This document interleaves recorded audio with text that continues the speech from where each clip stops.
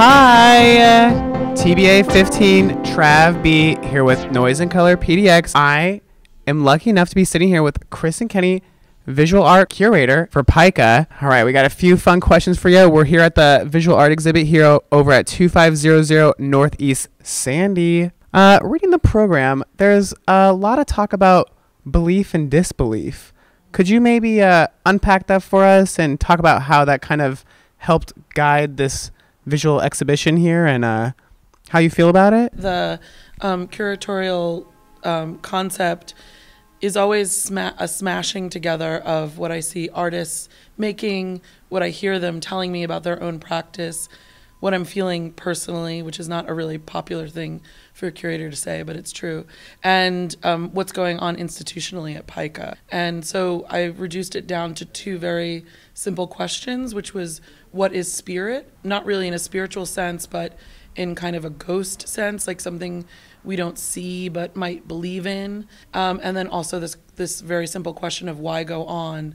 I believe in that. That's great. Talk about surprises you've had as you've curated this space. Well, what's interesting about this space is that we were gifted it almost a little under a month before the exhibition opened. So imagine walking into like a 22,000 square foot warehouse in an abandoned state. So in transforming the building, suddenly the artists came in, they're faced with this room, and their charge is to really change it and shift its energy or purpose. One of the projects by Pierson was a performative gesture that happened while we were building out the space. He came up with a formula to judge the value of an exhibition and perhaps this warehouse in some kind of abstract real estate value. And so Pica and Peter purchased 7 grams of 24 karat gold dust, and he released it into the space over a series of days, and it was filmed. Peter edited a beautiful video of it being set off in the space. Here, this like gold dust of high value commingles with the regular old dust of the warehouse. Peter's piece and all that glitter and dust started to shape what the exhibition was long before we built any walls or anything. Fantastic. Looking at that gold glitter shine, and you see that, and I remember looking at that and having like the digital text like catch my eye at the corner where it's just like they're just slowly going back and forth with each other.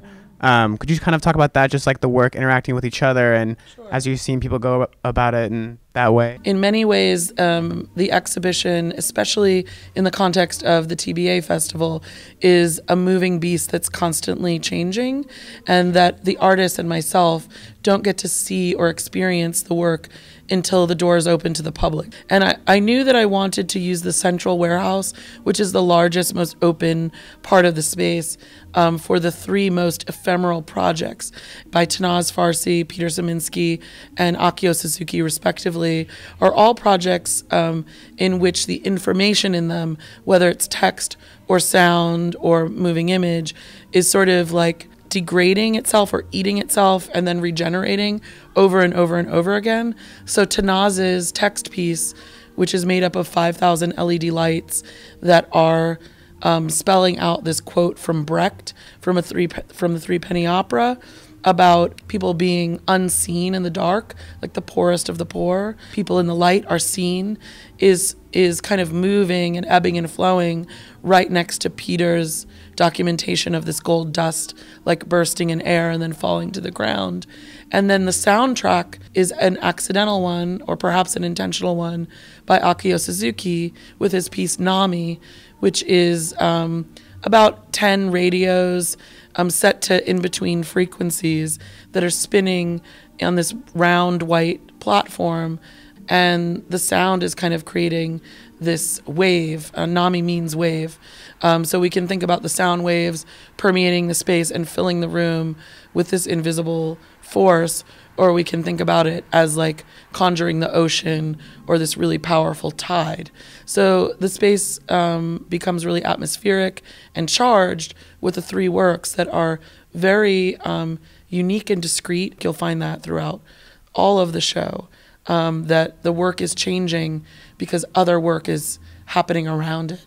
So when Dawn Casper is performing in her room, when the audience comes in, people suddenly feel the permission to move and touch and perform more in the other spaces. The work is changing, the artists are changing the show, and the audience is shifting the activity in the space all the time. Definitely a level of like improv and experimentation that's happening, kind of similar to like the video project, the drive-through, where it's like those videos playing at the same time. You're kind of waiting, but just like observing these moments that happen and that correlate between the two of them, and what you've realized as that piece has kind of come to be in this space. I think that one of the things that happens in Khalil's work is that it's a multi-channel installation where the work is not necessarily directly or linearly related to each other, and you're always seeing something in your periphery. I think originally he was describing it as if you were at the drive-through and then there was like a sort of like a shadow play going on next to you where someone is like eerily walking across a screen and you keep catching it out of the corner of your eye. And there, in a lot of the work, there's this notion of resistance, and I think that information in the periphery is part of this, where you're not getting the whole of an answer or a story delivered to you. You have to work for it, and you can't make these face value judgments on images or text. And both Khalil and Carl are poets. Morgan Ritter is a poet.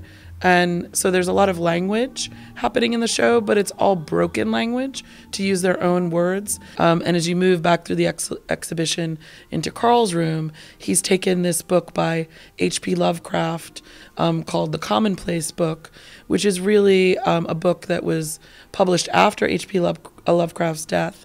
That's a series of unfinished ideas or annotations. And Carl has then written his own over a series of years. And the work is quite moody and suggestive and dark and perhaps even like depressed. And then he produced a series of sculptures along with another artist, Morgan Ritter.